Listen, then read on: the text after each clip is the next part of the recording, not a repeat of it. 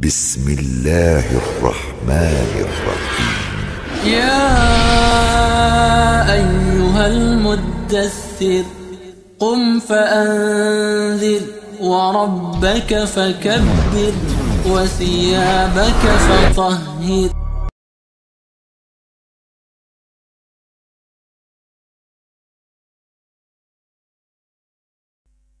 Assalamualaikum warahmatullahi wabarakatuh.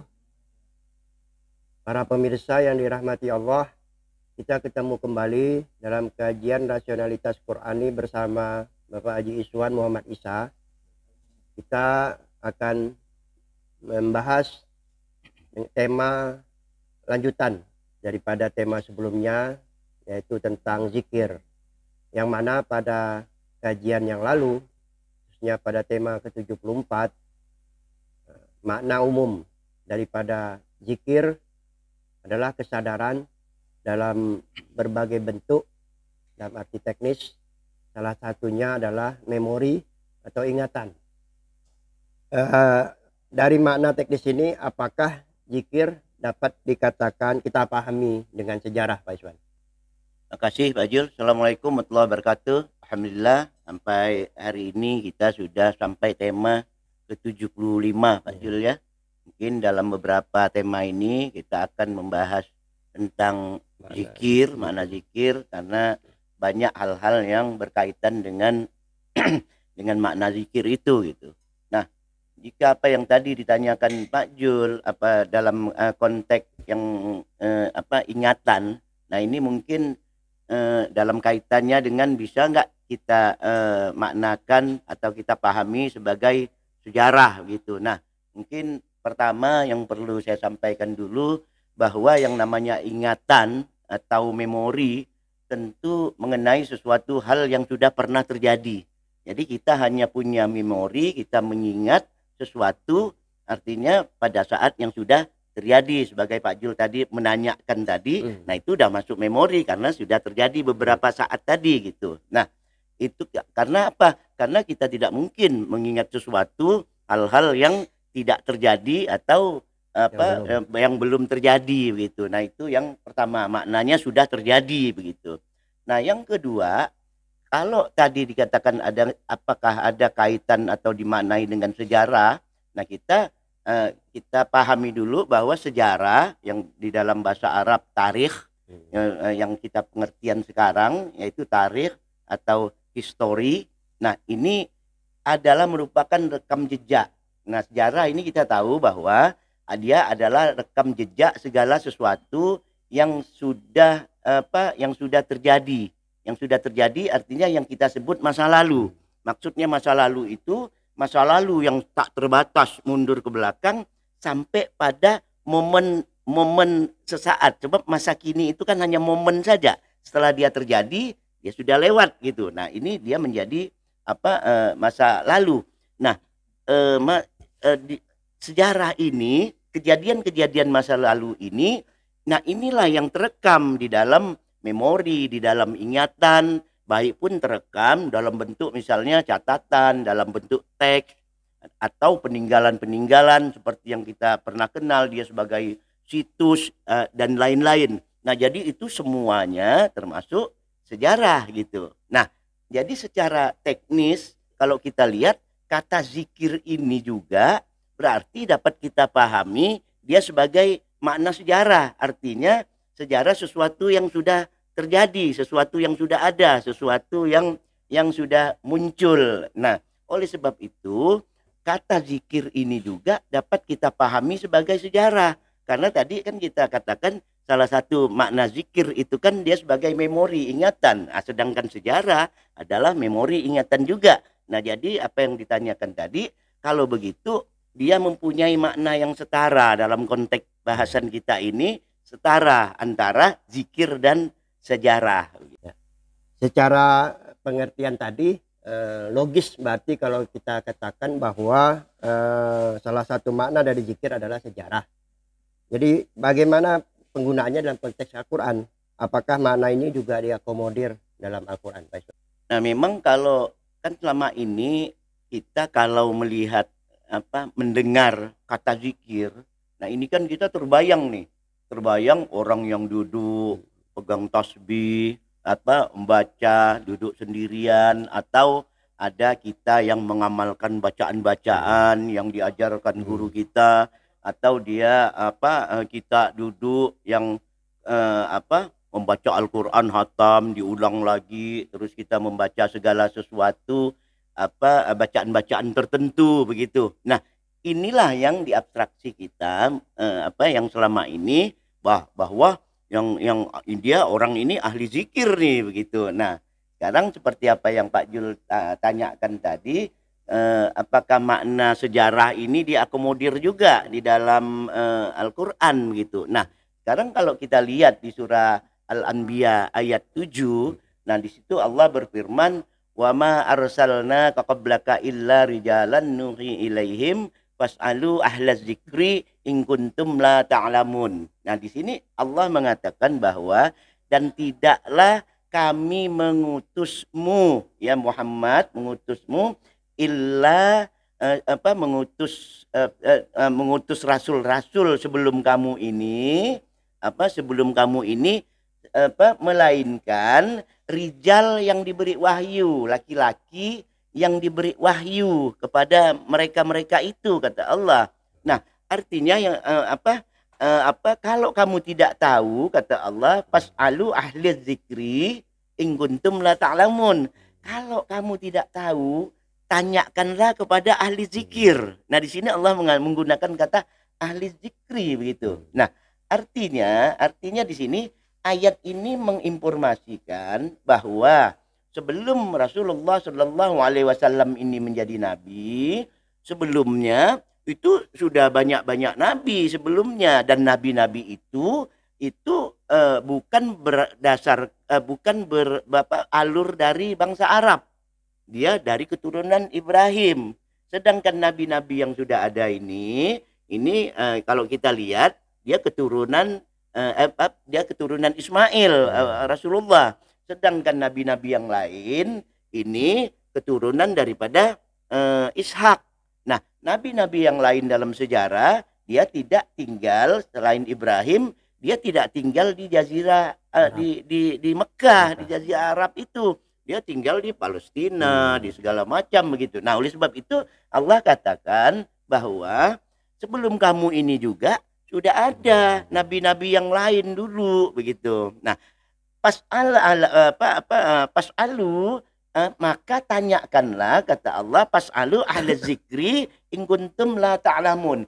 Kau tanyakan kepada ahli zikir tentang nabi-nabi ceritanya itu kalau kamu tidak tahu. Nah, artinya di sini bahwa yang dimaksud dengan ahli zikir di sini bukan orang yang tadi seperti dalam konteks makna lain, dalam konteks yang lazim berzikir, baca subhanallah walhamdulillah, atau baca Al-Quran yang kerjaannya cuma itu. Kan dalam abstraksi kita kan ahli zikir kan orang yang kerjanya begitu aja gitu. Nah, tapi di sini maksudnya ahli zikir adalah ahli sejarah, sehingga orang-orang itulah yang mengetahui tentang cerita-cerita Nabi semasa dulu. Nah, dari sini juga dapat kita pahami Allah juga menyampaikan bahwa betapa pentingnya yang namanya sejarah di dalam kehidupan ini, sehingga kita mengetahui apa yang terjadi pada masa-masa lalu. Adakah hubungannya antara kata sejarah yang kita pahami dengan kata sejarah yang dimaksud dalam Al-Quran itu? Nah, tadi kan kita bicara sejarah dalam bahasa Indonesia. Memang sejarah dalam bahasa Indonesia ini kan kita akomodir, kita ambil dari bahasa Arab juga. Nah, kalau kita lihat kata sejarah dalam bahasa Arab, ini kan dia sajaratun biasa kita katakan itu dia berasal dari kata sajarah. Kata sajarah ini bermakna dasar sesuatu yang tumbuh, yang mulai tumbuh, pertama tumbuh, dia berproses, dia berkembang dan dapat terulang dalam makna siklus. Dia dapat terulang dalam dalam makna apa yang tadi saya katakan, dalam makna siklus. Nah, oleh sebab itu di dalam bahasa Arab pohon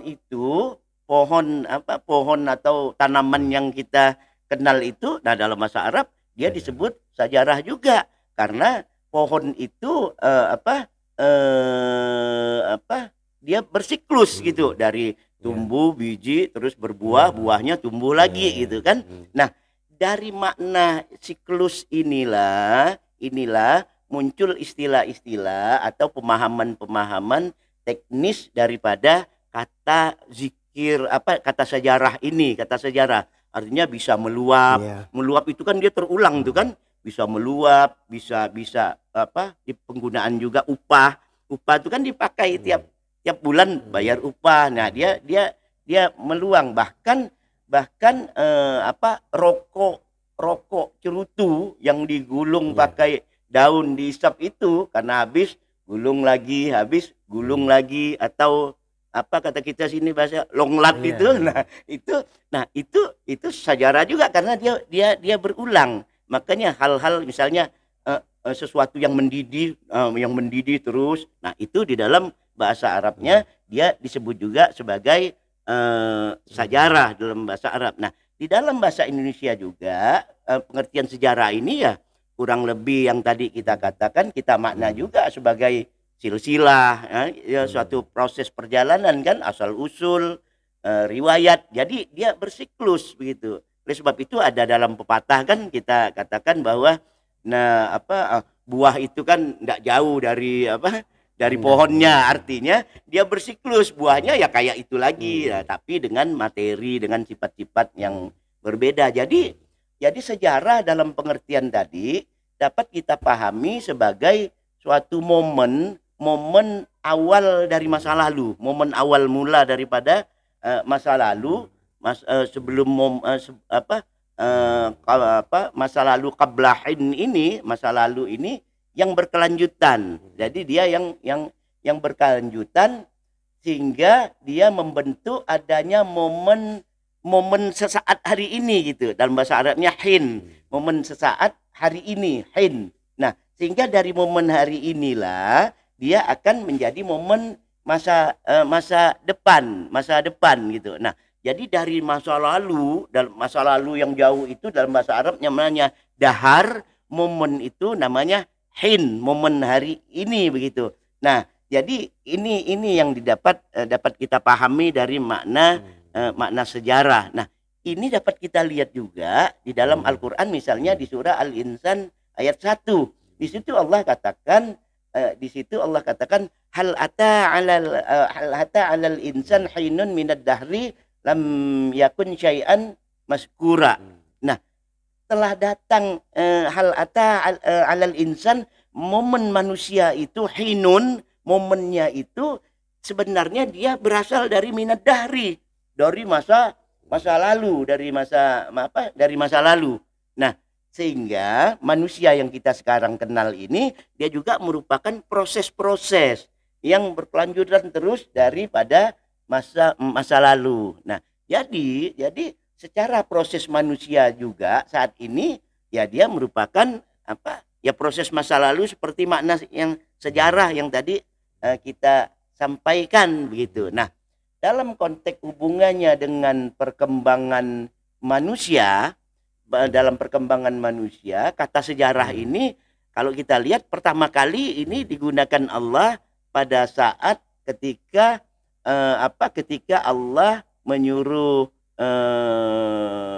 manusia Adam untuk tinggal di surga. Allah menyatakan bahwa kata Allah, ya Adam uskun anta wa zawjukal jannah anta wa zawjukal jannah wa kula minha ragadan haitsu syi'tuma wala taqrabu hazihi sajarah. Nah, tinggallah kamu di jannah ini, di hutan ini kamu makan apa saja yang ada di situ, tapi wala taqrabu hazihi sajarah, tapi jangan kau dekati pohon ini, kata Allah. Nah, artinya tadi kalau yang ditanyakan kata sejarah yang digunakan ini, nah pertama yang digunakan di dalam Al-Qur'an ketika Adam disuruh Allah tinggal di jannah, di situ Allah melarang mendekati namanya sesuatu yang namanya sejarah, yang kita artikan pohon. Ya, kalau melihat makna sejarah sebagaimana dijelaskan, apakah makna sejarah dalam kasus manusia Adam tadi dapat dikatakan sebagai pohon dalam arti fisik.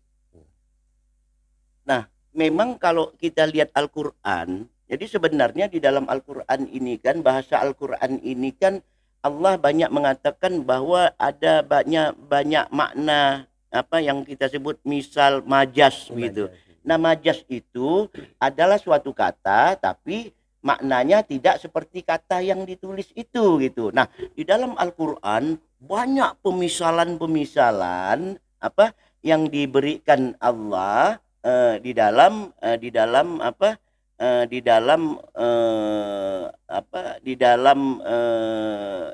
ayat-ayat itu, hal-hal yang tidak dapat kita pahami yang tidak dapat kita pahami sebagaimana tertulis. Misalnya tangan Allah, wajah Allah, ini sama sekali tidak bisa kita pahami bahwa Allah itu mempunyai tangan, mempunyai wajah seperti di dalam abstraksi kita gitu. Nah, di dalam Al-Quran majas, istilah, contoh-contoh ini banyak sekali di dalam Al-Quran.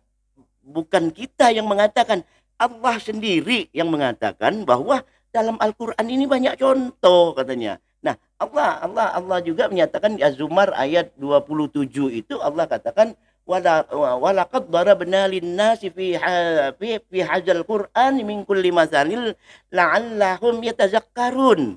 Bahwa sungguh di dalam telah kami jelaskan dalam Al-Quran ini, walaqad darabna lin-nas, bagi manusia itu di dalam Quran ini berbagai contoh, permisalan-pemisalan agar kamu yatazakkarun, kamu bisa punya pengetahuan, punya pemikiran, punya bisa memahami itu lebih jauh begitu. Nah, dengan pemisalan sejarah inilah pohon yang diartikan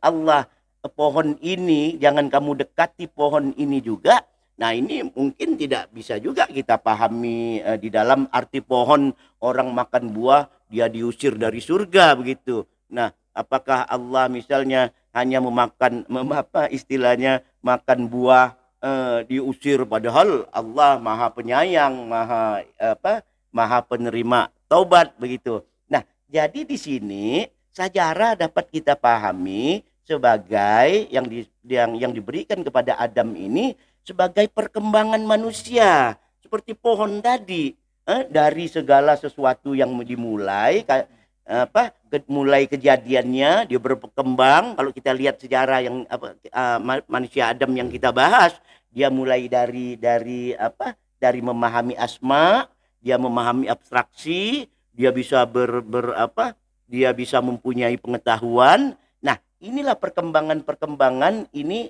seperti yang tadi dikatakan, Allah katakan jangan kamu sentuh pohon itu gitu. Sebab Allah melarang menyentuh pohon ini pada waktu Adam baru diajar tanda asma.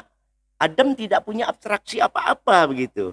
Nah, Allah menginformasikan jangan kamu dekati sejarah ini. Nah, oleh sebab itu ada yang mengartikan bahwa pohon ini sebagai ilmu pengetahuan. Artinya jangan kamu dengan asma kamu ini kamu berabstraksi yang macam-macam terhadap tentang segala kehidupan ini. Sebab itu kalau kita lihat ketika iblis menggoda Adam, nah itu kan iblis mengatakan kalau kamu memakan buah ini hidup kamu jadi kekal, kamu jadi Tuhan. Nah, kekekalan Tuhan ini kan tidak ada perubahan ini artinya. Nah, ini yang dimaksudkan Allah dengan dalam konteks pohon ini. Nah, itu yang pertama. Yang kedua, kalau pohon ini kita artikan dia tumbuh di situ dengan makan buah. Nah, di sini Allah menggunakan kata, ketika mengusir Adam, Allah menggunakan kata ihbit.